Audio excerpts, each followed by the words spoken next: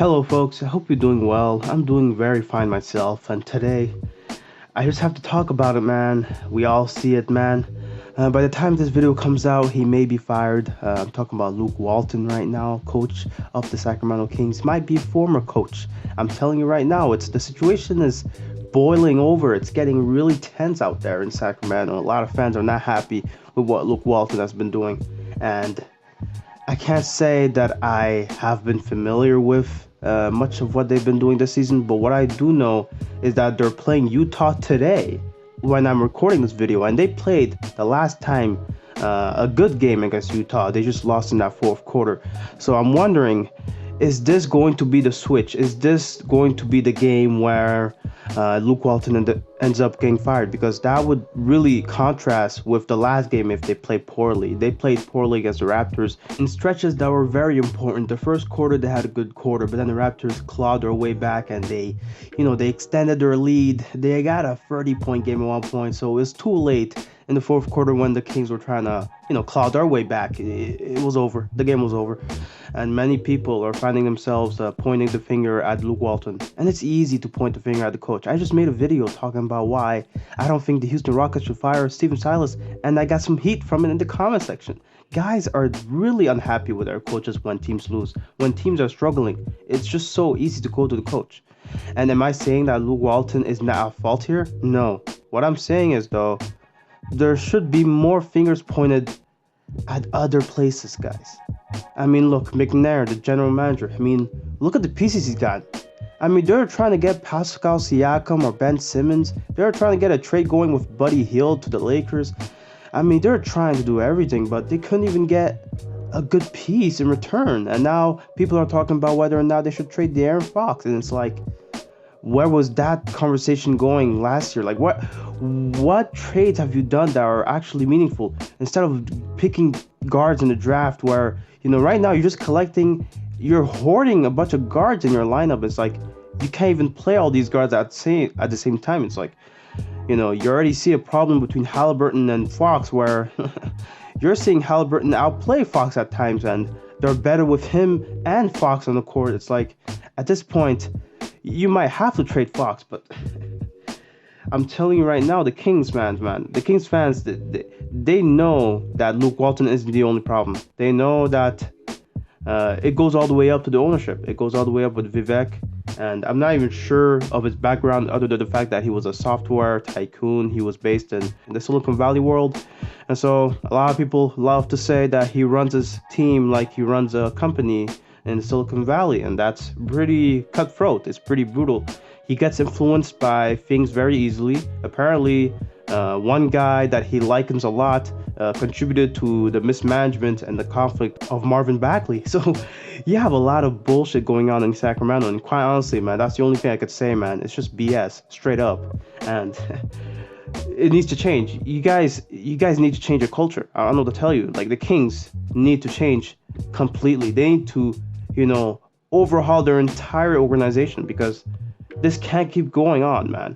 And I love to make fun of this team too. Like, obviously, Kings fans have heard the trope of them being the Sacramento Queens, because, of course, King James, when he came in your building in his rookie year, he owned you guys. As a matter of fact, it's the third most viewed video on your channel. Look, it's just facts, man. He is the king, not you guys. And obviously, that rubbed off the wrong way on some Sacramento Kings fans when I put that video out. It didn't do well, and I'm not surprised.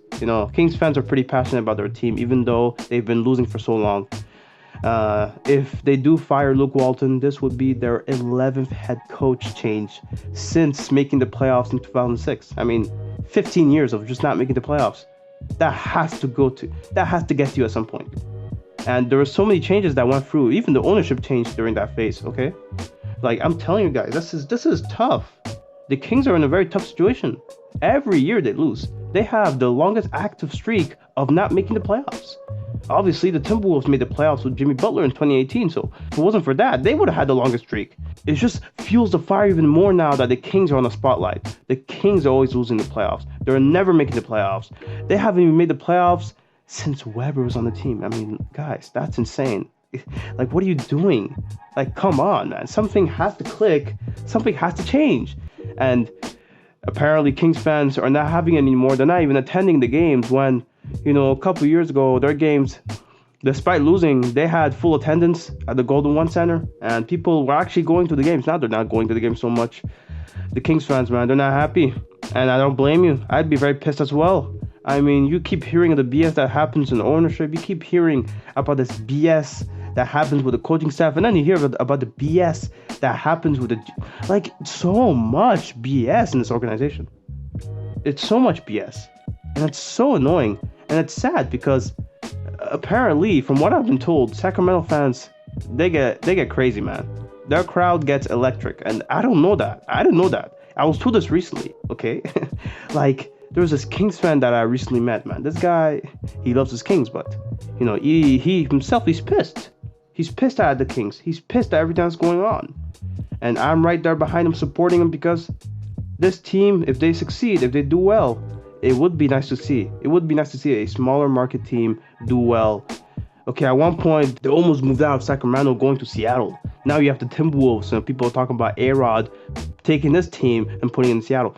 A lot of teams in a small market are being threatened by, owners and whatnot, trying to get teams into Seattle. Clearly, there's a market in Seattle that's untapped. The NBA knows this. They've known this for years. Owners know this as well. And it's just an arms race of who can get their smaller market team to Seattle. And the Kings, obviously, they've staved that off with the new ownership. But, you still see them, selling the minority stakes to Vivek. And you have a new, company coming in and owning parts of the franchise. And this company, they're heads of the company, they've worked with MSG in New York City, and you're thinking to yourself, well, that's not good. That may be something that will lead to the team moving to a bigger market.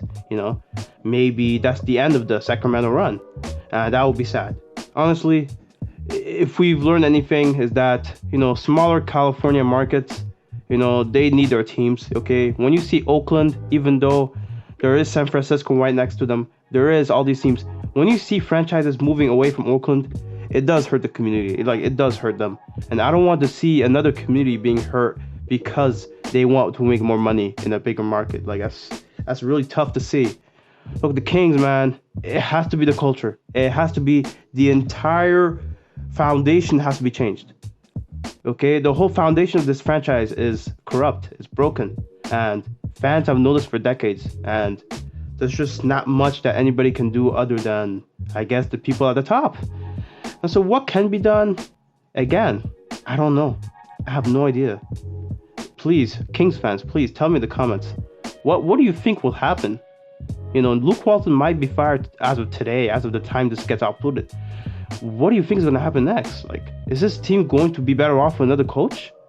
Or is this just the same cycle repeating itself again, where you missed the playoffs, but this time, you fired the coach, so you can't really point the finger at the new coach because he just came in to a team that's already struggling. Man, it's a tough situation out there. And it sucks to see, man. When you have franchises being run like this, you just wish that the ownership gets, sorted out. They get shipped off, and a new owner comes in, a new culture gets revitalized. And you're just hoping to see that with Sacramento, man. Because as much as it is fun for me to make fun of this franchise, seeing that there are a lot of passionate fans, it would be nice to see them have a good team. It would be nice to see them have a playoff run like Phoenix did recently. They've been out of the playoffs for 10 years and then going to the NBA Finals the first time they make the playoffs. I mean, that's astonishing in itself. And that really did light a fire in Phoenix and their fan base. And I would love to see the same thing happen in Sacramento, but I'm just not sure if we'll ever see that in our lifetimes. I'm just not sure what direction they're going to go in. And that's the problem. They lack direction and they have a losing culture. That's about all I can say about this team. Yeah, let me know in the comments though. What do you think is going to happen next? And what should I keep tabs on when it comes to the Kings? What is it that I should follow? What channels do a good job at talking about the Kings? And yeah, have yourself a good rest of the day. If it's the night, good night. Peace out.